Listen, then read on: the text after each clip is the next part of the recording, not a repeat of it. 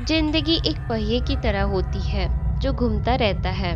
जहाँ से चीजें शुरू होती है वहीं पे आकर वापस थम जाती है। बिल्कुल उसी राह पर, उसी मोड़ पर हमें फिर से लाकर छोड़ देती है। क्योंकि जिंदगी का हर पल हमारे कर्म और नियति से जुड़ा हुआ होता है। यह कहानी राजस्थान के कोटा शहर से जुड़ी एक सच्ची घटना से प्रेरित किसी असफल और प्यार और प्रतिशोध की है। सपना, सलोनी और उनके मासूम दोस्तों की दास्तां है जो समय के दुष्ट चक्र में फंस गए और उस मोड़ पर आकर थम गए जहां मौत उनका इंतजार कर रही थी। राणा साहिब एक बहुत अमीर और आलीशान हवेली का मालिक था। उन्हें अपने से 10 साल छोटी उम्र की लड़की से प्यार हो गया था, लेकिन वो लड़की राणा साहब को अपने प्यार के मायाजाल में फंसा के उनकी जायदाद को छीन लेना चाहती थी। एक बार उस लड़की ने अपने प्रेमी के साथ मिलकर राणा साहब को मार मार कर जिंदा जमीन में गाड़ दिया। राणा साहब चीखे चिल्लाए, लेकिन उस लड़की ने उनकी एक ना सुनी। बाद में राणा साहब ने मरते मरते श्राप दे दिया कि मैं किसी को नहीं छोड़ूंगा, हर प्रेमी को मार दूंगा। जिस तरह मेरे साथ धोखा हुआ है, मैं हर प्रेमी को मिटा दूंगा, मैं सबको मिट्टी में मिला दूंगा। और राणा साहब की मौत हो गई। उन दिन के बाद वो जगह और वो हवेली श्रापित हो चुकी थी। वहाँ जो भी जाता था वो कभी भी वापस लौटकर नहीं आ पाता था। आज भी राणा साहब की प्रेत आत्मा वहाँ घूमती रहती है। कुछ दिनों बाद उस हवेली पे एक प्रेमी कपल वहाँ पे घूमने के लिए आए। सपना और रजत, उन दोनों की सगाई हो चुकी थी, लेकिन शादी करनी बाकी थी। सपना अपने घर में किसी को कुछ बताए बिना रजत के साथ आई थी। सपना और रजत मजाक मस्ती में उस जगह पहुंच गए जहां पे राणा साहब को जिंदा दफन कर दिया गया था। अचानक रजत उस जगह पे गिर जाता है और उसका पैर जमीन के नीचे घुसने लगता है।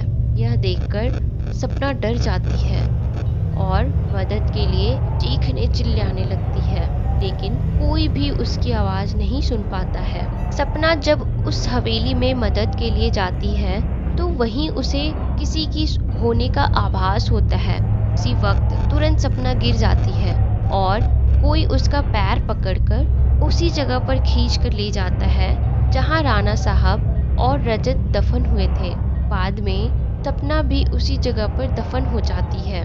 कुछ दिन बाद जब सपना अपने घर नहीं पहुंचती है, तब उसकी बहन सलोनी और उसके पति समीर और कुछ मित्र साथ मिलकर उसे ढूंढते ढूंढते हवेली पर पहुंच जाते हैं। समीर एक पैरानॉर्मल एक्टिविटी का एक्सपर्ट था।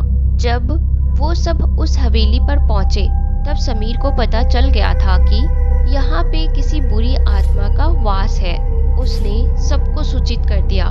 उसी रात को उन सभी के साथ कुछ अजीबोगरीब घटनाएं घटने लगी, जैसे कि नल से पानी टपकना, अपने बेडरूम में मिट्टी का आ जाना, रूम की खिड़कियां अपने आप हिलने लगना, किसी के रोने की और चीखने चिल्लाने की आवाज आना।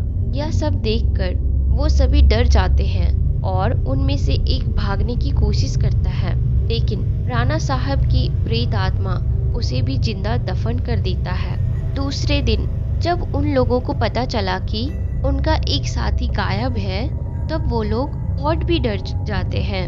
लेकिन समीर बताता है कि हमें यहाँ से बाहर निकलना है तो हमें उस आत्मा को बुलाना होगा और उनसे पूछना होगा कि आखिर चाहती क्या है। डर के मारे सभी लोगों ने समीर की बात मान ली और आत्मा को बुलाने के लिए तैयार हो गए।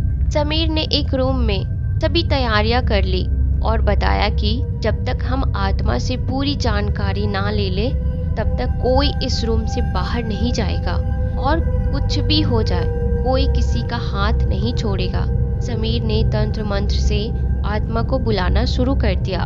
कुछ ही देर में तेज पवन और बिजली के साथ राणा साहब की आत्मा उस रूम में आ गई। समीर ने उस आत्मा से बात की, आखिर तुम क्या चाहते हो और तुम लोगों को क्यों मार रहे हो इस तरह, आखिर तुम हो कौन। राणा साहब की आत्मा ने कहा, निकल जाओ यहाँ से, मैं किसी को नहीं छोड़ूंगा, सब मारे जाएंगे। जो भी यहाँ आए गए उन सभी को मार दूंगा। इतना कहकर वो आत्मा चली गई। वो लोगों ने बाद में सपना की आत्मा को बुलाया और पूछा आखिर उसके साथ क्या हुआ था। सपना की आत्मा ने उन सभी को सारी हकीकत बता दी और बोली, मुझे राणा साहब ने जमीन के नीचे दफन कर दिया है, प्लीज मुझे यहाँ से निकालो। सलोनी ने अपनी बहन सपना से पूछा, राणा साहब की आत्मा को कैसे मारा जाए। सलोनी ने अपनी बहन सपना से पूछा, राणा साहब की आत्मा को कैसे मारा जाए। सपना ने बताया कि जहाँ राणा साहब ने हम सबको दफनाया है वहाँ पास में माता जी का एक त्रिशूल है। उस त्रिशूल से राणा साहब की आत्मा को मारा जा सकता है और इस महल को उनकी चंगुल से बचाया जा सकता है। इतना कहकर सपना की आत्मा वहाँ से चली गई। समीर, सलोनी और बाकी दोस्त लोग तुरंत उस जगह पे गए जहाँ पर राणा साहब को दफनाया गया था। राणा साहब की आत्मा ने उन सभी को त्रिशूल के पास जाने के लिए रोका, लेकिन सलोनी किसी भी तरह उस त्रिशूल के पास पहुंच गई और उसी त्रिशूल से राणा साहब पे वार किया। कुछ ही देर में राणा साहब और उनके जो साथ थे सभी आत्माओं को मुक्ति मिल गई जिसे राणा साहब ने दफनाया था। आपको यह कहानी कैसी लगी प्लीज़ हमें कमेंट में ज़रूर बताइएगा।